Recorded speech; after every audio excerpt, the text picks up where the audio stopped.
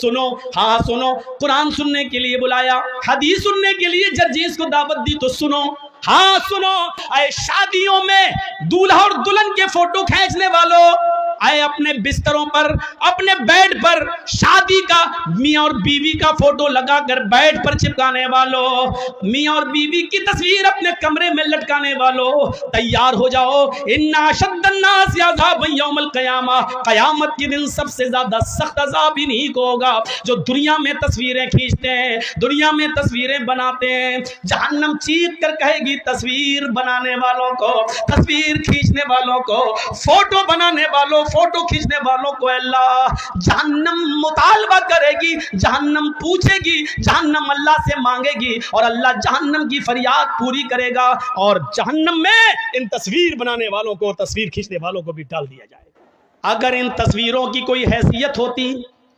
تو اللہ کی قسم اللہ تعالیٰ اپنے نبی جناب محمد رسول اللہ کی تصویر کی حفاظت ضرور کرتا، لیکن دیکھ لو دنیا میں عیسائی بھی موجود ہیں، عیسائیوں کے پاس عیسیٰ کی تصویر موجود ہے، یہودیوں کے پاس موسیٰ کی تصویر موجود ہے، داؤدیوں کے پاس داؤد علیہ السلام کی تصویر موجود ہے، ابراہیم کو ماننے والوں کے پاس ابراہیم کی تصویر موجود ہے، سب نے ہندو بھائیوں کے پاس کرشن جی کی، رام چندر جی کی، شنکر جی کی، گنیش جی کی، ان کی تصویریں موجود ہیں۔ اگر دنیا میں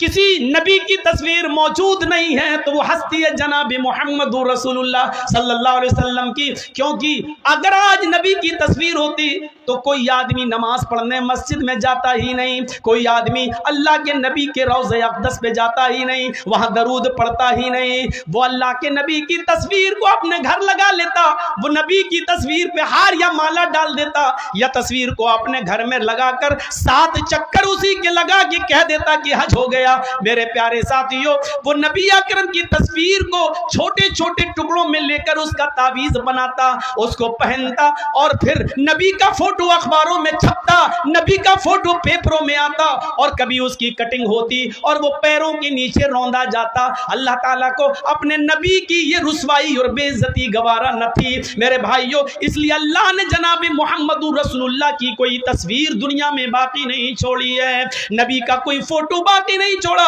بلکہ نبی کی زبان سے یہ کہلوا دیا، اِنَّا شَدَّ النَّاسِ عَذَابًا يَوْمَ الْقِيَامَةِ الْمُصَوِّرُونَ، دنیا میں قیامت کے دن جہنم کے اندر سب سے سخت عذاب اس کو دیا جائے گا جس نے دنیا میں تصویریں بنائی ہوں گی، تصویریں کھینچی ہوں گی۔ اس سے کہا جائے گا ان تصویروں میں تو جان ڈال، ان تصویروں میں تو روح ڈال، اور ظاہر ہے کہ ان تصویروں میں وہ روح ڈال نہیں سکتا، پھر اللہ کی ایک پیدا کردہ مخلوق کی تو نے تصویر کیوں بنائی؟ جب اس میں جان ڈالنے کی طاقت نہیں تھی تو نے کیوں؟ اے شادیوں میں دولہا اور دلہن کے فوٹو کھینچنے والوں، اے اپنے بستروں پر، اپنے بیڈ پر شادی کا میاں اور بیوی کا فوٹو لگا کر بیڈ پر چپکانے والوں، میاں اور بیوی کی تصویر اپنے کمرے میں لٹکانے والوں، تیار ہو جاؤ، ان اشد الناس عذابا یوم القیامہ، قیامت کے دن سب سے زیادہ سخت عذاب انہی کو ہوگا جو دنیا میں تصویریں کھینچتے ہیں، دنیا میں تصویریں بناتے ہیں،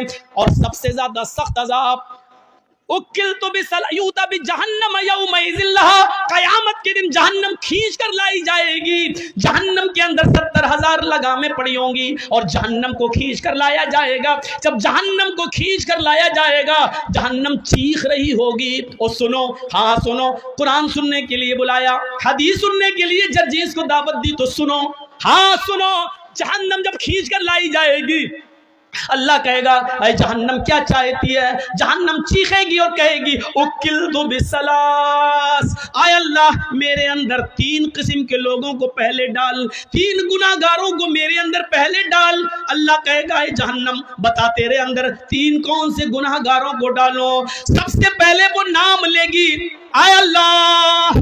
حقوق الوالدین، ماں باپ کے ستانے والوں کو، ماں باپ کو رلانے والوں کو جہنم میں میرے اندر سب سے پہلے پھینک۔ دنیا میں جو اپنے ماں باپ کو ستایا کرتے تھے، ماں باپ کے ساتھ ظلم کرتے تھے، ماں باپ کو نظر انداز کرتے تھے، ماں باپ کو خون کے آنسو رلاتے تھے، پال پوس کر ماں باپ نے بڑا کیا، ان کو اذیت اور تکلیف دیتے تھے،